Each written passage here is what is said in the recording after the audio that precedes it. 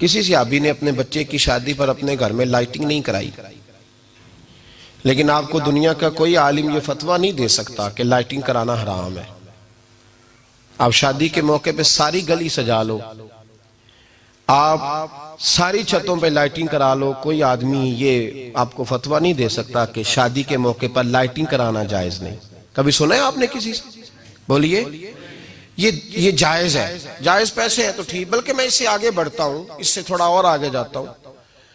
हजरत Ayesha Siddiqa रदी अल्लाह ताला अन्हा फरमाती है, मेरा जो कमरा था ना जिसमें मैं हुजूर के साथ रहती थी और एक लंबा जिंदगी का अरसा गुजारा, उसमें 3 आदमी सो सकते थे, चौथे के लिए जगह ही नहीं थी और कच्चा था। खजूर के तने खड़े करके उस पर खजूर के पत्तों की छत डाली गई थी।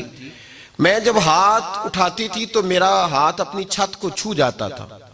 ये है सुन्नत नबी पाक की, ये हुजूर का तरीका है। बताइए, पक्के घर में, लेंटर वाले घर में रहना जायज के ना जायज?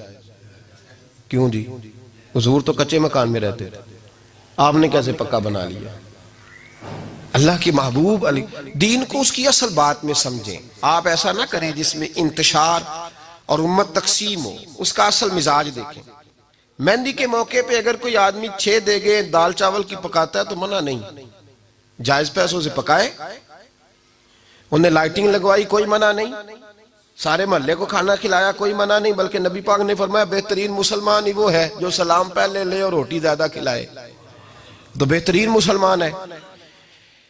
नाजायज क्या है? नाजायज है शादी के मौके पर बैंड बाजा बजाना, उसमें रक्स करना, उसमें भंगड़े डालना, औरतों मर्दों का इख्तलात होना, औरतों की मूवी बनाना, ये चीजें नाजायज है। तो जो नाजायज है उस पर पाबंदी लगाई जाएगी, जो जायज है उसके बारे में ये कहा जाएगा कि भाई एहतियात की जाए, सुन्नत की तरफ देखा जाए तो बेहतर यही है। लेकिन अगर कोई किसी आदमी के पास जायज पैसे हों, वो 100 कनाल के घर में रहे, अगरचे सुन्नत ये नहीं, पर ये तो कोई फतवा नहीं ना दे सकता कि हराम है तेरा 100 कनाल के घर में रहना, कि है फतवा कहीं आपने सुना? तो हमारे यहाँ तकलीफ का मामला ये है। देखे मेरे भाई, किसी भी सहाबी ने, बड़े दर्द के साथ बात कर रहा हूं और ये मेरा दर्द है, मैं दर्द से अपने दिल को, अपने ईमान को हाजिर नाजिर कह के बात कर रहा हूं। उम्मत बट जाती है हर मौके पे यार, हर जगह ही तकसीम हो रही है उम्मत मुस्लिमा। हर रोज कुछ ना कुछ फतवे ऐसे मिल जाते हैं जिसमें दरारें पड़ती हैं। किसी सहाबी ने किसी मस्जिद के अंदर इश्तिहार छपवा के, ऐलान करा के दरसे कुरान कराया है कभी? सीरतुन नबी का जलसा, खत्म बुखारी, मदरसे का दस्तार फजीलत का जलसा, आपने इश्तिहार पढ़े हैं ना? ये सारे मकातिब फिक्र के होते हैं कि नहीं होते? किसी सहाबी ने इस तरह, वो तो रोज दरसे कुरान देते थे, लेकिन इस तरह इश्तिहार छपवा के, पोस्टर लगा के, और मिस्र से किसी सहाबी को स्पेशल बुलवा के या यमन से बुलवा के मस्जिद के अंदर कभी दरसे कुरान के इज्तिमात कराए, सीरतुन नबी के जलसे, खत्म बुखारी के? ओ भाई, ये सारी चीजें हुजूर के सहाबा की सुन्नत से मुरवजा अंदाज में साबित नहीं।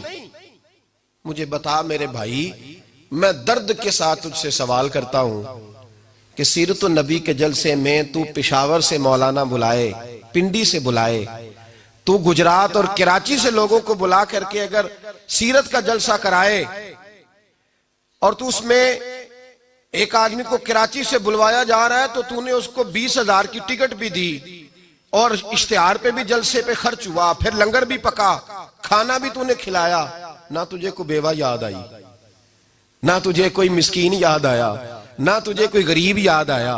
हालांकि कहना चाहिए था ना, ये जो लाख रुपया लग रहा है किसी बेवा की खिदमत कर देनी चाहिए, यतीम को दे देना चाहिए। दर्द के साथ बात कर। सवाल मेरा ये है कि वही काम जो सीरत के जलसे में होते हैं, पहले तिलावत होती है, फिर नात होती है, फिर किसी आलिम का बयान होता है, वही काम सिर्फ नाम बदल के किया जाए, ईद मिलादुन नबी नाम रखा जाए सल्लल्लाहु अलैहि वसल्लम। ये मैं आपके ज़हनों पे दस्तक दे रहा हूं, तकरीर नहीं कर रहा, सिर्फ दस्तक दे रहा। ओ भाई देखो, एक आदमी वही काम नाम बदल के करे तो जायज है, और अगर उसमें नबी पाक के मिलाद का नाम रख लिया जाए या नात का नाम रख लिया जाए तो फिर मुझे इजाजत दे, मैं तुझसे सवाल करूं कि सिर्फ तुझे हुजूर की तारीफ पूरी लगती है?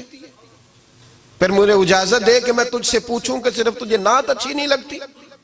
फिर मुझे इजाजत दे कि मैं तुझसे पूछूं कि तुझे सिर्फ रसूलुल्लाह के कसीदे अच्छे नहीं लगते?